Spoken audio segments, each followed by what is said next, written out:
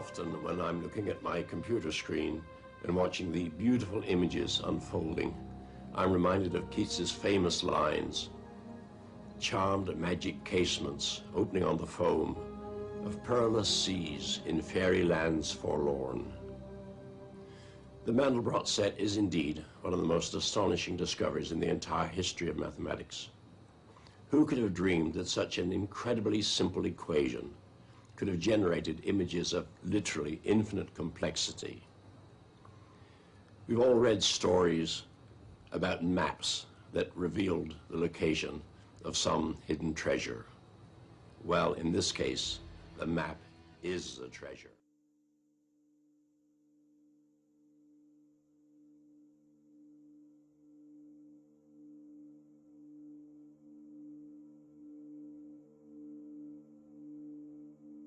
So the Mandelbrot set.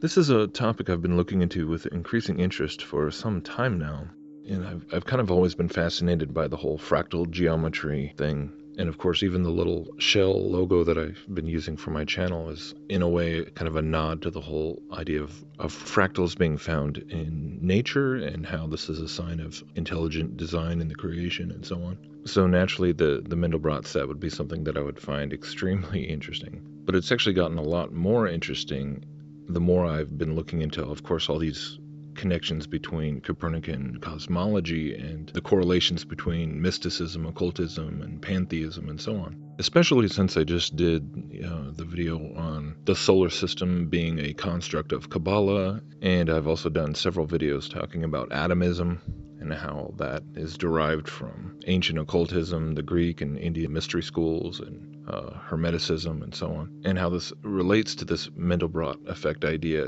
and the cosmological connections there with the idea of the micro reflecting the macro, with the alleged model of the atom supposedly, reflecting the alleged model of the solar system, reflecting the alleged model of the galaxy, and so on and so forth. So I was kind of ruminating on all these ideas, and then I came across this.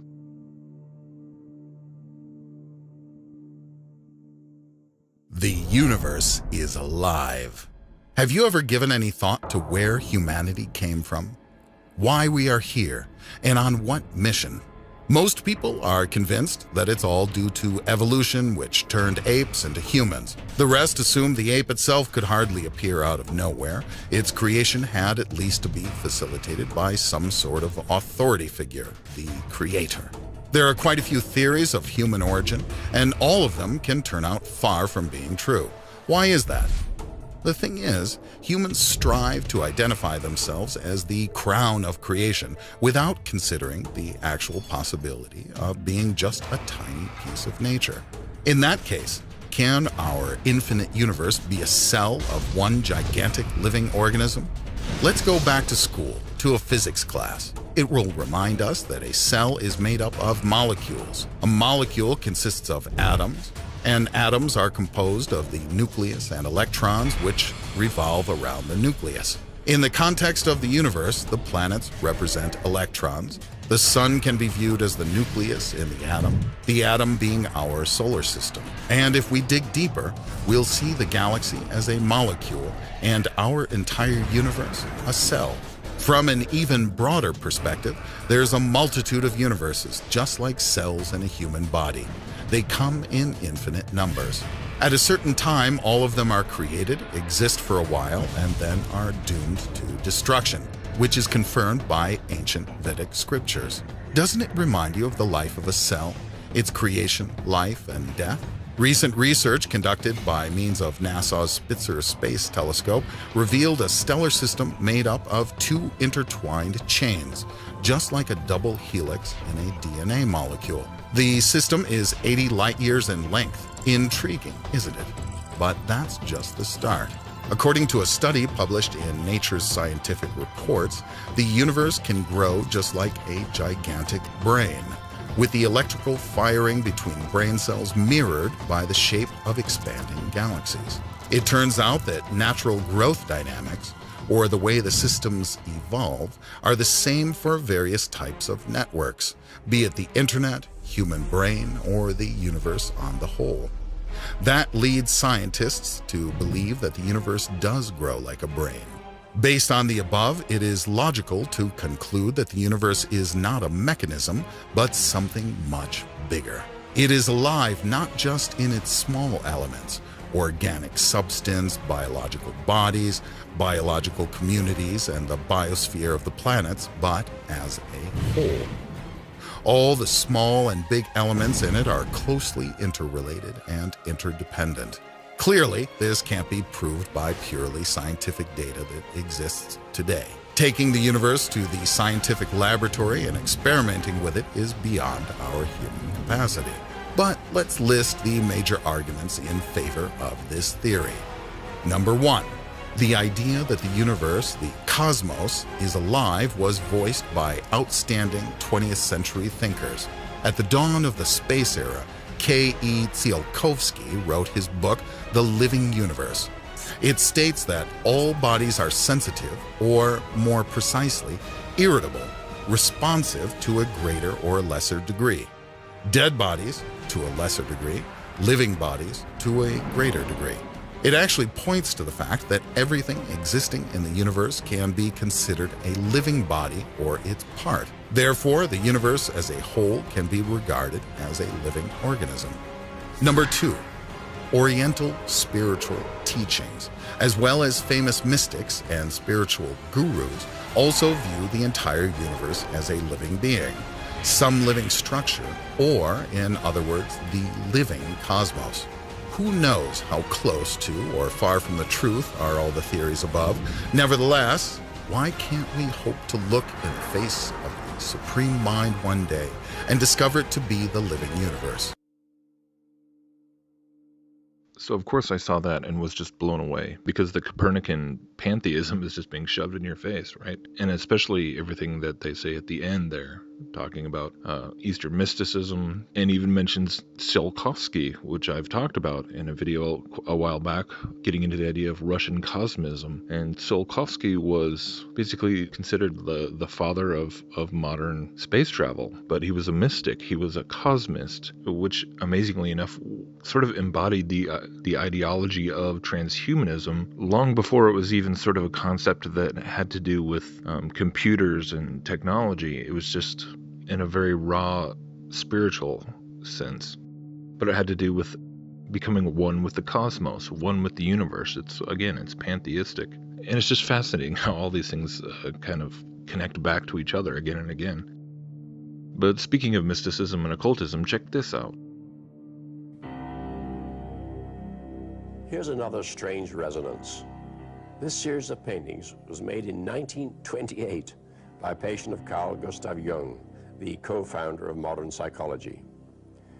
Jung would have been surprised and delighted to know that the computer revolution, whose beginning he just lived to see, would give new impetus to his theory of the collective unconscious.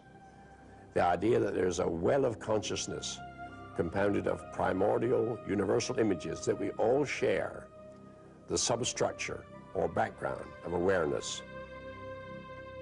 The mind clearly finds resonances in the M set, but there are other wider implications too. This mathematics offers new insights into the way the universe works, how much in life is determined, and how much is due to chance. When Isaac Newton came up with laws of motion and laws of gravity, the picture that emerged was of a clockwork universe. It was of a machine that ticked on a predetermined course. All we needed to know was where it was now and what it was doing now, and then you could predict the future forever. And there are two challenges to this. One is quantum mechanics, which says, in fact, there is irreducible chance built into the very fabric of the universe. And you can't actually say exactly what it's doing now. You can't say exactly what it's doing, ever. But the other is things that come out of the Mandelbrot set and related parts of mathematics, which is that even in a Newtonian world, in practice, you may not be able to predict the future. It can be deterministic in principle, but not in practice. This is how God created a system which gave us free will. It's the most brilliant maneuver in the universe, to create something in which everything is free. How could you do that? Albert Einstein refused to accept the idea of a dice-playing deity. He wrote a letter to Max Born in which he said, "You believe in a God who plays dice, and I in complete law and order." So he obviously felt that chance and deterministic laws were not compatible, and he preferred the deterministic laws. Now, what the Mandelbrot set and chaos and related things have done for us is to show that you can have both at the same time. So it's not whether God plays dice that matters, it's how God plays dice. I can tell you, exploring this set, I certainly never had the feeling of invention. I had never the feeling that my imagination was rich enough to invent all these extraordinary things. I was discovering them. They were there, even though nobody had seen them before. It's marvelous. A very simple formula explains all these very complicated things. So the goal of science is starting with mess to explain by simple formula. That's the kind of dream of science. And in this case, the dream is implemented in a fantastic fashion. Now it gets even better, because what I also stumbled across in this research was a presentation by my good buddy, Dr. Jason Lisle, everyone's favorite creationist Copernican astronomer. And he actually has a whole presentation talking about the Mandelbrot set, and it's actually called The Secret Code of Creation, Fractals. And if you want a good breakdown of exactly what the Mandelbrot set is, it's basically this very simple mathematical formula that once plotted by computers forms this crazy, presumably infinitely complex pattern. The beginning part of this presentation is actually a pretty good explanation of that. But what gets really interesting is then, of course, his take on the Mandelbrot set and how he's proposing that this is, of course, evidence of a biblical God, because it's like a code that has been built into numbers itself. And he actually says that mathematics is the language of God, and so therefore, no human could have come up with this. So therefore, it must have just been implanted in numbers itself by God, so that we would stumble across it one day once we had the computing power to do so. Which, once again, I think sort of points back to many of the underlying sort of philosophical shortcomings of so much of mainstream Christianity and modern creationism. Because really, again, I think it reveals a sort of naivete. I mean, in this presentation alone, again and again, he makes references to, the secularists, the atheists, and as if that's what the whole conversation between creation versus evolution centers around, and the idea that there is something beyond secularism at work here. Is just completely left out of the picture. And overall, I just find it very peculiar to think that, because when you really look into how supposedly the Mandelbrot set was discovered, and it wasn't until 1980, but it's this very simple equation. You run any number through it, and so then it either retains it as part of the set or rejects it from the set. And then if you plot enough of these numbers in the set, you get this picture, starting out with the bug, and then if you continue plotting and continue zooming in, which of course, the whole point is that it requires a computer. So without the computer plotting millions of these numbers in the set, you have no way of knowing that there even is any significance, or that there is even a pattern in the first place. Thus, you would never know that this formula really had significance. So it's kind of this weird chicken and the egg thing. Like, how did they know to plug this into the computer? And it's just this. Oh, we just stumbled across it. But then you have to wonder why is Arthur C. Clarke? Why is Terence McKenna and all these New Ager guys? Why are they always talking about fractal geometry? Because really, this is the key to how I think they're trying to explain pantheistic evolution, the self-organizing nature of the universe. Modern creationists continually is just making this argument that, science comes from the Bible, and science is based on a Christian worldview because only a God would create scientific laws to the universe. Well, they don't really understand that Eastern philosophy and mysticism doesn't reject the idea of laws, it actually deifies the idea of laws. The scientific laws sort of are God, are the mind of God. The mathematics are God. And we're all part of it. It's in us. It's in everything. So again, it just makes me think that we're just looking at another example of just like going back even to Newton, thinking that, taking concepts that arrive from dubious sources, they don't come from the Bible, trying to take anything, it's math, so it must be of God. This must be proof of God, without really realizing the deeper implications of it all. images of literally infinite complexity. We've all read stories about maps that revealed the location of some hidden treasure. Well, in this case, the map is the treasure.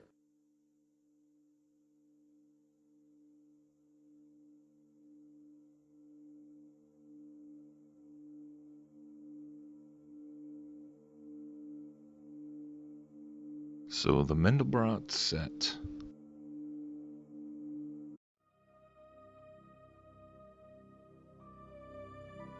Often when I'm looking at my computer screen and watching the beautiful images unfolding, I'm reminded of Keats's famous lines, charmed magic casements opening on the foam of perilous seas in fairy lands forlorn. The Mandelbrot set is indeed one of the most astonishing discoveries in the entire history of mathematics. Who could have dreamed that such an incredibly simple equation could have generated in cosmology and the correlations between mysticism, occultism, and pantheism, and so on. Especially since I just did the video on the solar system being a construct of Kabbalah, and I've also done several videos talking about atomism and how that is derived from ancient occultism, the Greek and Indian mystery schools, and Hermeticism, and so on, and how this relates to this Mandelbrot effect idea and the cosmological connections there with the idea of the micro reflecting the macro, with the alleged model of the atom, supposedly. This is a topic I've been looking into with increasing interest for some time now, and I've kind of always been fascinated by the whole fractal geometry thing. And of course, even the little shell logo that I've been using for my channel is, in a way, kind of a nod to the whole idea of fractals being found in nature and how this is a sign of intelligent design in the creation and so on. So naturally, the Mandelbrot set would be something that I would find extremely interesting. But it's actually gotten a lot more interesting the more I've been looking into, of course, all these connections between Copernically, reflecting the alleged model of the solar system, reflecting the alleged model of the galaxy, and so on and so forth. So I was kind of ruminating on all these ideas, and then I came across this.